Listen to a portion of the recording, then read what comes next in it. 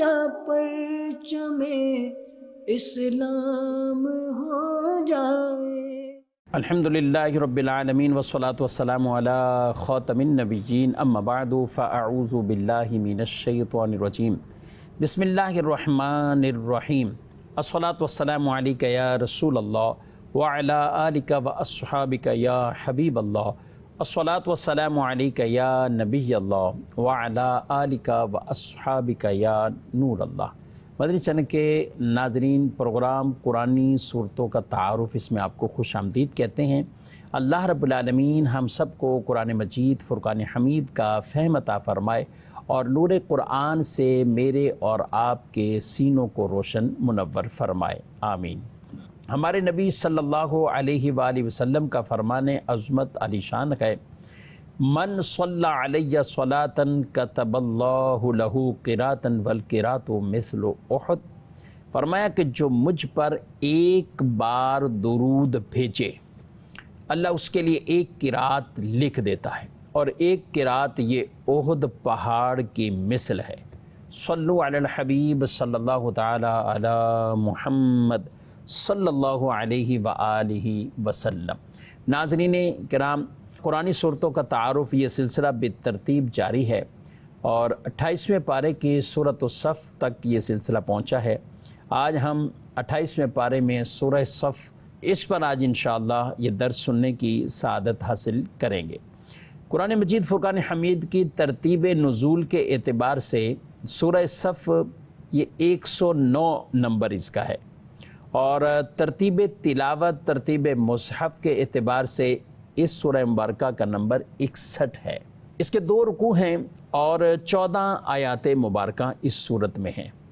سورہ صف یہ مکی صورت ہے، جبکہ حضرت عبداللہ بن عباس رضی اللہ تعالیٰ عنہما اور دیگر کئی مفسرین ان کے نزدیک یہ مدنیہ صورت ہے۔ اس سورہ مبارکہ کا نام صف اس لیے کہ صف کا معنی وہ ہے سیدھی قطار، لائن۔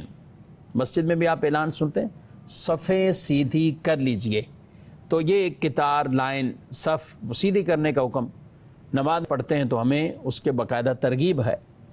تو اس سورہ مبارکہ میں بھی ایک کلمہ صفا کا باقاعدہ ہے، جس کی وجہ سے، جس کی مناسبت سے اس کا نام سورہ صف ہے، اور ان میں اللہ پاک نے ان مجاہدین کی تعریف فرمائی ہے کہ جو دشمنوں کے سامنے صف بنا کر یعنی ڈٹ جاتے ہیں، تو ان مجاہدین کے اللہ پاک نے تعریف فرمائی ہے۔ حضرت عبداللہ بن سلام رضی اللہ تعالی عنہ بیان کرتے ہیں کہ ہم نے اس بات پر مذاکرہ کیا، آپس میں یعنی بات چیت کی، کہ کون حضور پر نور صلی اللہ علیہ وسلم کے پاس جا کر یہ پوچھے گا کہ اللہ کی بارگاہ میں کون سا عمل سب سے زیادہ پسندیدہ ہے۔ تو یہ کہہ رہے ہیں ابھی ہم اسی جگہ موجود تھے، ہم میں سے کوئی بھی نہیں اٹھا، تو اتنے میں ایک شخص نبی پاک علیہ السلام نے ہماری طرف بھیجا، اور اس نے ہمیں جمع کر کے ہمارے سامنے پوری سورہ صف کی تلاوت کر دی، یعنی اس سورہ مبارکہ کی پوری تلاوت کی گئی۔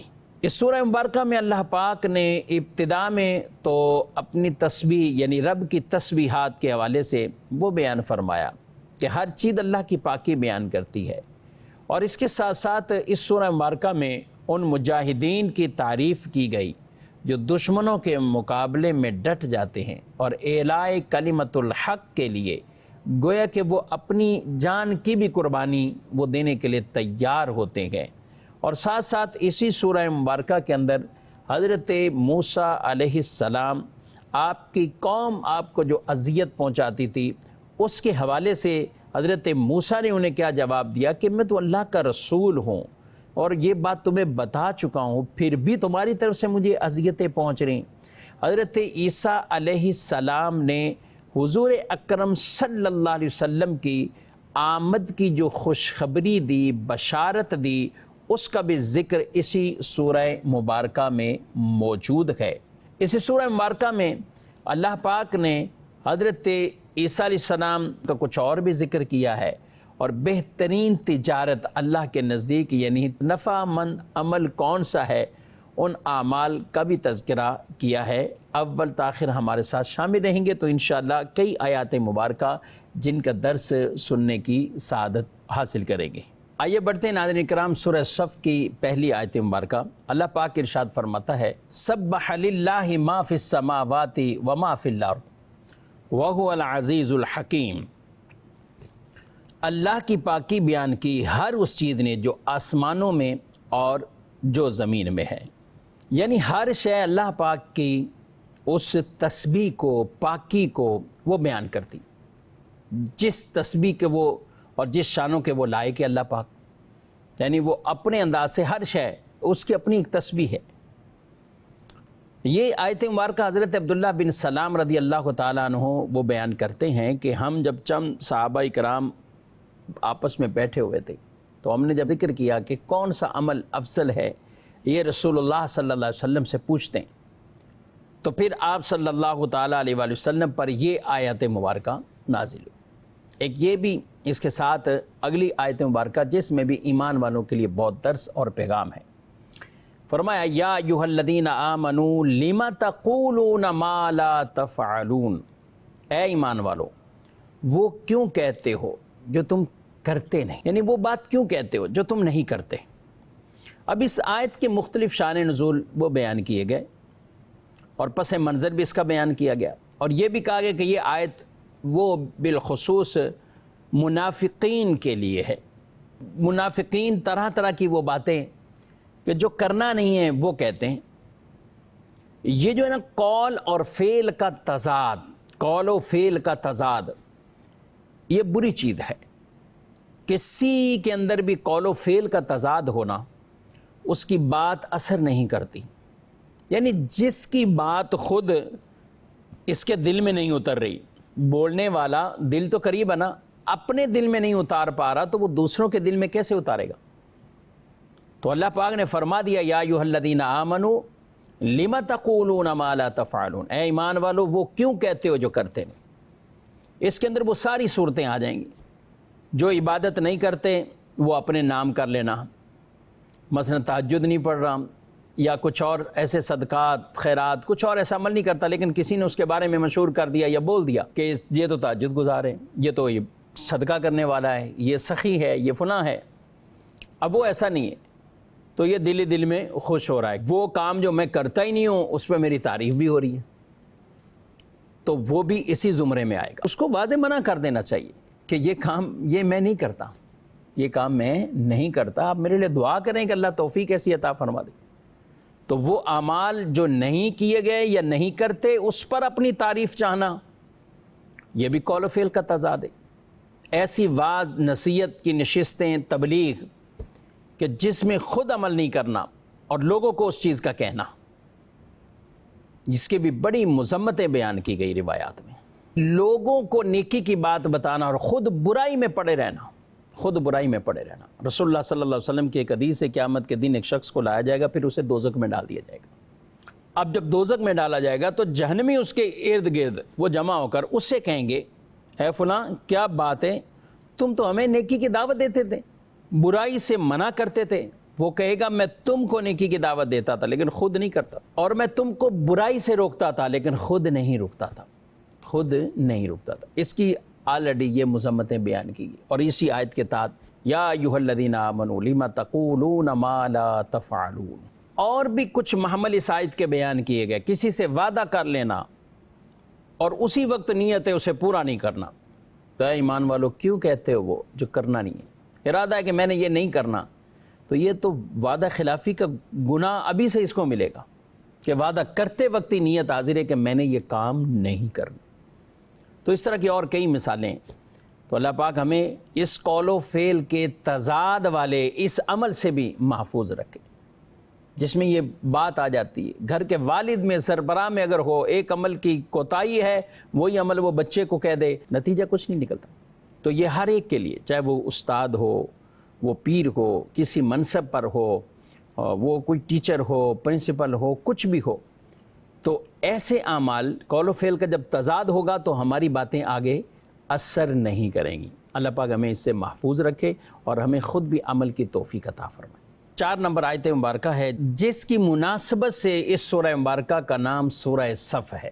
اللہ پاک کیا ارشاد فرماتا ہے ان اللہ یحب الذین یقاتلون فی سبیلہ صفا کأنہم بنیان مرصوص، بے شک اللہ ان لوگوں سے محبت فرماتا ہے جو اس کی راہ میں اس طرح صفیں باندھ کر لڑتے ہیں گویا وہ سیسا پلائی ہوئی دیوار ہیں۔ یعنی اللہ پاک نے ان مجاہدین کی تعریف فرمائی کہ وہ ایسے جم کر کھڑے، مقابلہ دشمنوں کا ڈٹ کر کر رہے ہیں، آپس میں ایسے مل کر کے گویا کہ سیسا پلائی ہوئی دیوار ہے کہ کوئی دشمن ان کو کراس نہ کر سکے، ان کی طرف نہ بڑھ سکے۔ ایسا اپنا بہادرانہ انداز، مجاہدانہ انداز یہ اپنانا۔ ظاہر اس دور میں جہاد کی صورتوں میں سے یہ صورت بھی جسے قرآن نے یہ بیان کیا، اور معنی کے اعتبار سے جائیں تو ہر دور میں وَأَعِدُّوا لَهُم مَّا اسْتَطَعْتُم مِّن قُوَّةٍ کہ یہ جو طاقت تیار رکھنے کے بارے میں قرآن نے یہ بیان فرمایا ہے، تو یہ ہر دور کے تقاضے کے بارے میں یہ ایک ایسی شاندار آیت مبارکہ ہے کہ جو ہر دور ہر موقع کے لیے کہ مسلمان وہ اعلاء کلمت الحق کے لیے وہ دشمنوں کے سامنے کیسے مقابلے میں ہوں گے، اللہ پاک نے اسے بیان فرما دیا ہے۔ تو جو بھی نت نئے تقاضے ہوں گے ان میں جو بھی نظم و ضبط کے اعتبار سے اعلیٰ تقاضا، اپنی حفاظت کے اعتبار سے، شر سے بچنے کے اعتبار سے، اور جس کے ذریعے سے فتح نصیب ہوگی تو وہ انداز اختیار کرنا، وہ سب انہی چیزوں میں شامل ہوتے ہیں۔ تو یہ اس مناسبت سے سورہ مبارکہ کا نام سورہ صف ہے۔ یہاں پہ نا صفاً کأنہم بنیان مرصوص کہ وہ ایسی صفیں باندھ کر کھڑے ہیں کہ گویا کہ وہ سیسا پلائی دیوار ہے۔ اسی سورہ مبارکہ کی آیت نمبر 6 حضرت عیسیٰ علیہ السلام نے جو بشارت عطا فرمائی ہمارے پیارے نبی صلی اللہ علیہ وسلم کے بارے میں، کیا فرماتے ہیں حضرت عیسیٰ، جسے اللہ پاک نے قرآن پاک میں بیان فرمایا؟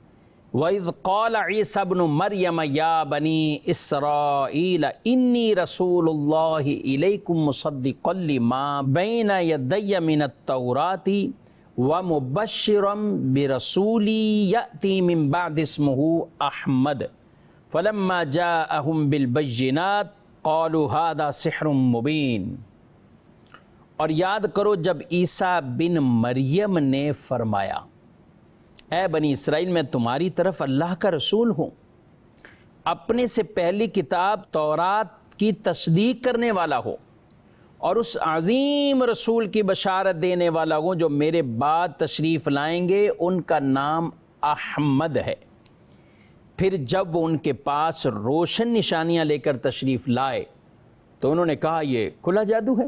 یعنی حضرت عیسیٰ علیہ السلام نے لوگوں کو یہ بتایا، بنی اسرائیل کو یہ بتا دیا، اور یہ بھی روایت میں جب انہوں نے پوچھا تو آپ نے انہیں بتا دیا کہ تمہارے بعد کون سی وہ امت ہوگی، کون سے نبی آئیں گے، تو یہ واضح اعلان فرما دیا۔ اس لیے میرے پیارے نبی علیہ السلام نے ارشاد فرمایا ہے کہ میں ابراہیم علیہ السلام کی تو وہ دعا ہوں جو انہوں نے مانگی، ربنا وابعث فیہم رسولا، کہ اللہ ان میں ایسا رسول بھیج، یعنی خانہ کعبہ کو تعمیر کیا تو پھر دعا مانگی، اے اللہ ان میں رسول بھیج جو لوگوں کو کتاب سکھائیں، ان کا تزکیہ کریں، ایسے رسول ان میں بھیج۔ تو آپ صلی اللہ علیہ وسلم کی حدیث ہے کہ میں وہ ابراہیم علیہ السلام کی دعا ہوں اور عیسیٰ علیہ السلام کی بشارت ہوں۔ یہ بشارت یہی جو قرآن میں بیان فرما دیا، یعنی ہر چیز وہ بیان کر گئے کہ مجھ سے پہلے موسیٰ اور ان کی توریت کی میں تصدیق کر رہا ہوں، اور میرے بعد وہ نبی تشریف لا رہے ہیں جن کی میں تمہیں بشارت دے رہا ہوں، ان کا نام احمد ہوگا۔ اور اس بشارت کا کثیر احادیث میں تذکرہ ہے۔ حضرت ابو موسیٰ اشعری کہتے ہیں جب رسول اللہ صلی اللہ علیہ وسلم نے نجاشی بادشاہ کے ملک میں چلے جانے کا حکم ارشاد فرمایا تو ہم اس کے پاس گئے، تو ہم نے جا کر جب ان سے بات چیت کی تو نجاشی بادشاہ نے کیا کہا کہ میں گواہی دیتا ہوں محمد صلی اللہ علیہ وسلم اللہ کے رسول ہیں، اور یہ وہی ہیں جن کی عیسیٰ علیہ السلام نے بشارت دی۔ اور پھر کتنی محبت والی بات کی نجاشی بادشاہ نے کہ میرے پاس یہ امور سلطنت ہیں، اگر یہ میری پابندیاں نہ ہوتی تو میں ان کے پاس حاضر ہوتا، ان کے جوتے اٹھاتا۔ اللہ اکبر۔ حواریوں نے حضرت عیسیٰ علیہ السلام سے سوال کیا، یا روح اللہ، کیا ہمارے بعد کوئی اور امت ہوگی تو حضرت عیسیٰ علیہ السلام نے فرمایا ہاں احمد مجتبیٰ صلی اللہ علیہ وسلم کی امت ہے، اور فرمایا وہ لوگ حکمت والے، علم والے، نیکوکار اور متقی ہوں گے، اور فرمایا اور فقہ میں انبیاء کرام کے نائب ہوں گے، اور اللہ تعالیٰ سے تھوڑے رزق پر راضی رہنے والے ہوں گے، اور اللہ تعالیٰ ان سے تھوڑے عمل پر راضی ہو جائے گا۔ ایک اور روایت کا بھی خلاصہ ہے کہ جس میں فرمایا کہ جو بندہ میرے تھوڑے رزق پر راضی ہو گیا میں اس کے تھوڑے عملوں سے راضی ہو جاؤں۔ یہ صفات اس امت کی جو حضرت عیسیٰ علیہ السلام نے اسے بیان فرمایا، سبحان اللہ۔ تو نبی پاک علیہ السلام کے بارے میں یہ بشارت یہ حضرت عیسیٰ علیہ السلام نے دی، اور آپ کا نام احمد کہہ کر یہ بشارت دی ہے۔ اس سے ہمیں یہ بھی پتہ چلا آخری نبی حضور علیہ السلام جن کا تذکرہ کر دیا گیا، حضرت عیسیٰ علیہ السلام نے جن کے بارے میں بتا دیا۔ ہم پڑھتے ہیں والذین یؤمنون بما انزل الیک وما انزل من قبلک، اور وہ جو ایمان رکھتے ہیں کس پر؟ جو نازل کیا گیا آپ پر اور جو آپ سے پہلے۔ اگر آپ کے بعد بھی کسی نے آنا ہوتا تو پھر ایمان کی تو یہ تمام شرائط ہی ہے نا، جو کچھ پہلے نازل ہوا جو بعد میں سب پر ایمان ہو۔ ہم مسلمان ہیں، حضور علیہ السلام کی امتی ہیں، لیکن ایمان تو سارے نبیوں پر ہے، جو اللہ کی طرف سے نبی بن کر دنیا میں آگے جو کچھ منزل من اللہ ہے سب پر ایمان ہے۔ تو حضرت عیسیٰ علیہ السلام نے بھی یہ بیان فرما دیا، یعنی میرے بعد جو آئیں گے وہ احمد مصطفیٰ ہیں۔ اس سے ہمیں یہ بھی پتہ چلا آخری نبی حضور علیہ السلام سب سے آخری نبی، آپ کے بعد پھر نبوت کا یہ سلسلہ ختم ہے، اس لیے بار بار فرمایا لا نبی بعدی، لا نبی بعدی، لا نبی بعدی۔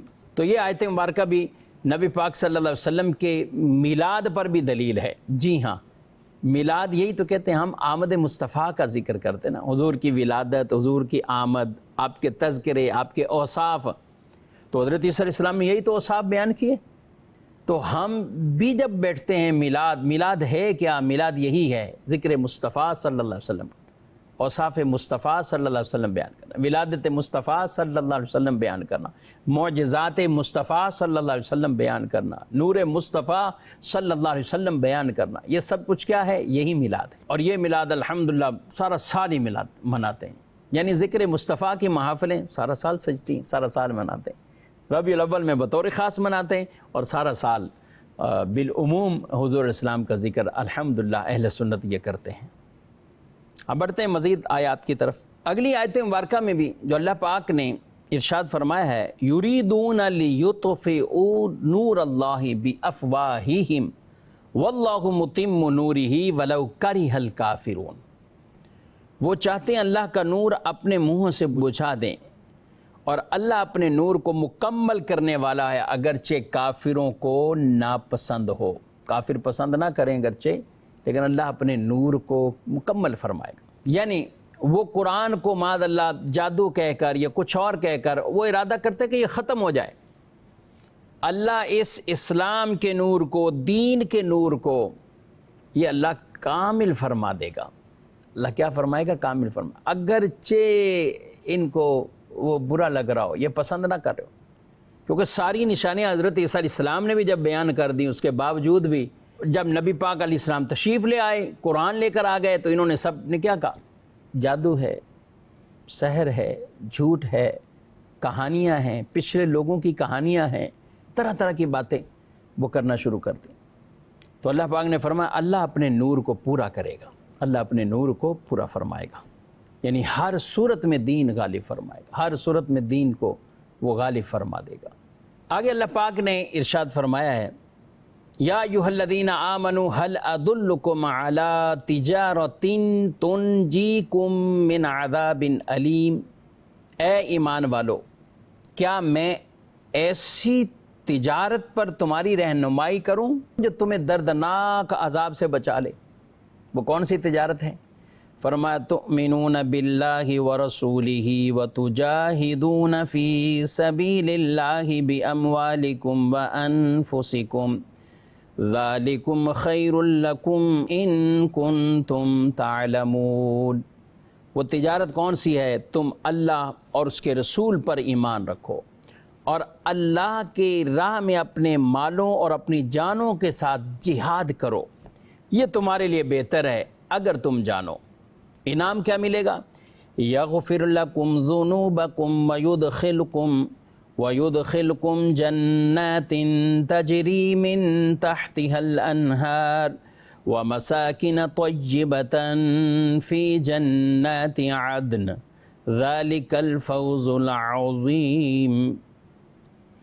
انعام یہ اللہ دے گا کہ وہ تمہارے گناہ بخش دے گا اور تمہیں ان باغوں میں داخل فرمائے گا جن کے نیچے نہریں رواں ہیں، اور پاکیزہ رہائش گاہوں میں جو ہمیشہ رہنے کے باغوں میں ہیں۔ یہی بہت بڑی کامیابی ہے۔ سبحان اللہ۔ علماء تفسیر نے بھی یہاں بیان فرمایا ہے کہ یہاں جو بات بیان فرمائی گئی وہ ایمان اور ایمان کے بعد جہاد کا حکم دیا گیا۔ تو فرمایا یہ ایمان کے بعد جو افضل ترین عمل ہے وہ نماز ہے۔ یہاں جو بیان فرمایا چونکہ اس وقت اسی کی سخت ضرورت تھی تو اس لیے اس کو بیان فرما دیا، یعنی ایمان کے بعد جہاد کا تذکرہ فرما دیا۔ اور اگر ہم کئی روایات میں جاتے ہیں افضل ترین اعمال کے حوالے سے ایمان کے بعد نماز کا فرمایا، اور کہیں ضرورت ہوتی یا اس وقت کوئی درپیش ایسی ضرورت ہے تو آپ صلی اللہ علیہ وسلم نے کئی چیزوں میں افضل پھر کسی اور عمل کے بارے میں بھی ارشاد فرمایا ہے۔ تو یہاں یہ خلاصہ بیان کر دیا، ایمان والو تمہیں ایسی تجارت نہ بتاؤں کہ جس کی وجہ سے تمہیں عذاب سے چھٹکارا مل جائے گا، اور وہ ایمان اور اللہ کی راہ میں جہاد، اعلاء کلمت الحق، اپنے مال سے اپنی جان سے اس دین کی ایسی خدمت کر لینا۔ انعام کیا دے گا؟ اللہ تمہارے گناہ بخش دے گا، تمہیں ان باغوں میں ان جنتوں میں داخل فرما دے جو ہمیشہ کے لیے۔ تجارت میں عام طور پہ آدمی کو نفع ملتا ہے، تو یہاں کون سا نفع ہے؟ یہاں بھی یہ نفع ہے کہ دنیا کے اندر یہ کامیابی تمہیں ایسی مل جائے گی کہ اللہ کی رضا مل جائے گی، جنت میں مل جائے گی، دوزخ سے نجات مل جائے گی، اور یہ سب سے بڑی کامیابیاں تمہیں اللہ عطا فرما دے گا۔ اس کے بعد آیت مبارکہ میں اللہ پاک نے ایمان والوں کو کیا فرمایا؟ یا ایھا الذین آمنوا کونوا انصار اللہ کما قال عیسی ابن مریم للحواریین من انصاری الی اللہ قال الحواریون نحن انصار اللہ فآمنت طائفۃ من بنی اسرائیل وکفرت طائفہ فأیدنا الذین آمنوا علی عدوہم فاصبحوا ظاہرین۔ اے ایمان والو اللہ کے دین کے مددگار بن جاؤ، جیسے عیسیٰ بن مریم نے حواریوں سے فرمایا تھا۔ کیا فرمایا تھا؟ کہ کون ہے جو اللہ کی طرف ہو کر میرے مددگار ہے؟ من انصاری الی اللہ، یعنی اللہ کے لیے کون ایسے میرے مددگار بنتے ہیں، کون ہیں؟ تو حواریوں نے کہا ہم اللہ کے دین کے مددگار ہیں۔ تو بنی اسرائیل سے ایک گروہ ایمان لایا اور ایک گروہ نے کفر کیا۔ تو اللہ فرماتا ہے تو ہم نے ایمان والوں کو ان کے دشمنوں پر مدد دی تو وہ غالب ہو گئے، وہ غالب ہو گئے۔ یاد رکھیں ناظرین کرام، حضرت عیسیٰ علیہ السلام نے جب لوگوں کو بلایا اور پھر آپ آسمانوں پر اٹھائے گئے تو یہ قومیں تین طرح کے گروہ اور فرقوں میں بدل گئی۔ کسی نے کہا کہ وہ عیسیٰ علیہ السلام کے بارے میں کہ وہ اللہ ہی ہے جو آسمانوں پر چلا گیا، معاذ اللہ، یہ بھی کفر میں پڑے۔ کسی نے کہا وہ اللہ کا بیٹا ہے تو اللہ پاک نے اپنے پاس بلا لیا، یہ بھی کفر۔ تیسرے ایمان والے جنہوں نے کہا کہ وہ اللہ کے بندے ہیں، اللہ کے رسول ہیں، یہ ایمان والے۔ تو ان کی آپس میں ہمیشہ یہ جنگ چلتی رہی، اور پھر اللہ پاک نے ان ایمان والوں کو ان پر فتح عطا فرمائی اور ان پر انہیں غلبہ عطا فرمائی۔ ورنہ کئی ادوار ایسے بھی گزرے بیچ میں کہ جو وہ کفار ان پر غالب رہے۔ اور یہ بھی بیان کیا جب نبی پاک علیہ السلام کا ظہور ہو گیا تو پھر ایمان والوں کو، یعنی یہ جو عقیدہ رکھتے تھے عیسیٰ علیہ السلام اللہ کے بندے اور رسول ہیں، ان کو پھر غلبہ عطا فرما دیا۔ اور اس سے یہ بھی پتہ چلا کہ ایک دوسرے سے مدد مانگنا، دین کے کاموں میں بھی ایک دوسرے سے مدد مانگنا، یہ اللہ پاک نے انہیں قرآن میں بیان کیا اور اللہ کے نبیوں کا یہ طریقہ کار۔ اور یہ مدد ایسے جیسے کہ اللہ کے دین کی مدد کرنا، اس لیے من انصاری اللہ، اور انہوں نے کہا نحن انصار اللہ، تو یہ کیا؟ اللہ کے دین کی مدد کرنا۔ یہ ہمیں بھی یہ انداز اختیار کرنے چاہیے اور دین کے معاملے میں ایک دوسرے کے معاون بن جائے، گناہ میں مدد نہ کریں۔ وَتَعَامَنُوا عَلَى الْبِرِّ وَالتَّقْوَى وَلَا تَعَامَنُوا عَلَى الْإِثْمِ وَالْعُدْوَانِ۔ نیکی اور بھلائی کے کام میں تو ایک دوسرے کے ساتھ تعاون کرو، لیکن گناہ سرکشی کے کام میں یہ تعاون نہ کرو۔ گناہ کے کاموں میں کسی کے معاون نہ بن جاؤ، نیکی والے کاموں میں معاون بن جائیں، اللہ اس کا اجر اور ثواب عطا فرمائے گا۔ ناظرین کرام، سورہ صف کا کچھ ذکر ہوا اور کچھ پس منظر، کچھ آیات کا تذکرہ ہوا۔ اللہ پاک ہم سب کو قرآن پاک کا یہ نور اور فہم عطا فرمائے اور نور قرآن سے میرے اور آپ کے سینوں کو روشن فرمائے، آمین، بجاہ النبی الامین صلی اللہ علیہ وسلم۔ یہی ہے آرزو تعلیم قرآن عام ہو جائے، ہر ایک پرچم سے اونچا پرچم اسلام ہو